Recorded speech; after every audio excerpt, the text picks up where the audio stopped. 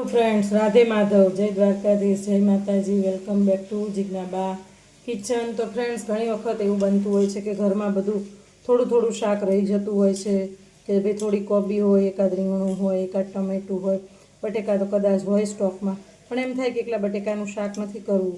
તો ફ્રેન્ડ્સ, આવી રીતે બધું થોડું થોડું સબ્જી પડી હોય તો એને આપણે આવી રીતે સરસ કટ કરી લેવાની છે અને સરસ રીતે આપણે વઘારી લેવાની છે, એટલે મસ્ત મજાનું મિક્સ વેજીટેબલવાળું શાક રેડી થઈ જશે. તો ફ્રેન્ડ્સ, મારે થોડી કૂબી પડી હતી તો મેં સુધારી લીધી છે. એક નાનું એવું બટેકું નાખી દીધું છે અને એક રીંગણ એડ કરી દઈશું અને એક ટામાટર એડ કરી દઈશું. એટલે ફ્રેન્ડ્સ, એક જણને મસ્ત રીતે આ શાક થઈ રહેશે. એમ પણ અત્યારે શ્રાવણ મહિનાના એકટાણા ચાલી રહ્યા છે, એટલે સવારમાં કાં તો એક બે જણને જમવાનું હોય અને સાંજે બધા એકટાણા કરતા હોય છે. તો ફ્રેન્ડ્સ, આવી રીતે થોડું થોડું શાક પડ્યું હોય તો તેને આપણે આવી રીતે વઘારી લેશું. તો ચાલો ફ્રેન્ડ્સ, જુઓ મારો વિડીયો આગળ કે હું કેવી રીતે આ શાક બનાવું છું. ફ્રેન્ડ્સ, આપણે આ શાકને ફટાફટ બનાવી નાખવાનું છે. જુઓ ફ્રેન્ડ્સ, તેના માટે મેં અહીંયા મસ્ત મજાનું સ્ટીલનું કુકર લઈ લીધું છે. તો ફ્રેન્ડ્સ, હવે આપણે આપણા કુકરમાં 2 ચમચા જેટલું તેલ એડ કરીશું. તેલને હવે આપણે આવવા દઈશું. તો ફ્રેન્ડ્સ, તમે જોઈ શકો છો કે આપણું તેલ સરસ આવી રહ્યું છે. તેમાં આપણે રાઈ એડ કરી દઈશું. રાઈ આપણી તતરી જાય એટલે તેમાં આપણે પાછું જીરું એડ કરીશું. ત્યારબાદ તેમાં હિંગ એડ કરીશું અને એઝ યુઝ્યુઅલ આપણું લસણવાળું મરચું અને હવે બધું શાક એડ કરી દઈશું. ફ્રેન્ડ્સ, તમે પણ આવી રીતે ફટાફટ શાક બનાવી શકો. થોડું થોડું શાક હોય તેને તમે આવી રીતે બધું ઝીણું ઝીણું કટ કરીને વઘારી શકો છો અને તે શાકનો ટેસ્ટ એ ખૂબ જ મસ્ત આવે છે. તો હળદર નાખીશું, ધાણા જીરું નાખીશું, મરચું તો આપણે નાખી દીધું છે. તો પણ તમારે તીખું થોડું વધારે ખાવું હોય તો તમે એડ કરી શકો છો. અને હવે નાખી દઈશું એમાં મીઠું તમારા સ્વાદ પ્રમાણે એડ કરવું. મીઠું નાખતા મને થોડી બીક વધારે લાગે તો ક્યાંક ખારું ના થઈ જાય, કારણ કે મીઠું ઓછું હોય તો ચાલે, તો વધારે પડી જાય તો આપણી રસોઈ બધી બગડે છે.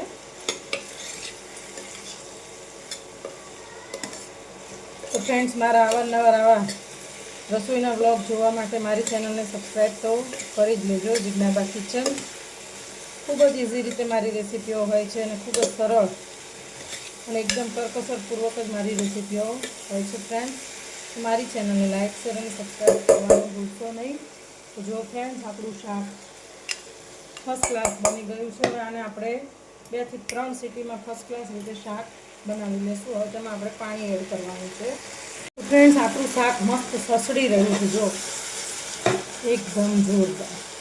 હવે તેમાં આપણે પાણી એડ કરીશું. થોડો રસો કરીશું, બહુ નહીં કરીએ,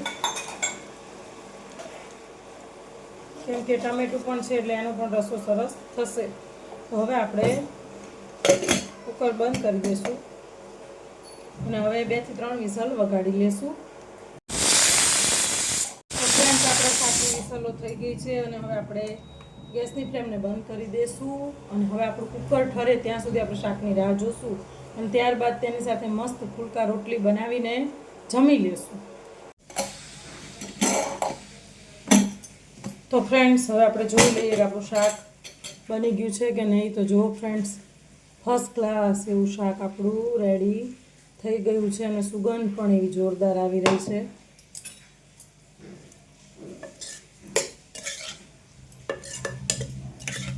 તો ચાલો જમવા જિજ્ઞાબા કિચનમાં તેને થોડું ધાણાથી ગાર્નિશ કરી લેશું.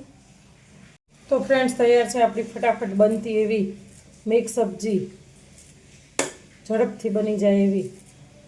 તેમાં હવે આપણે ધાણા ચોપ કરી દઈશું.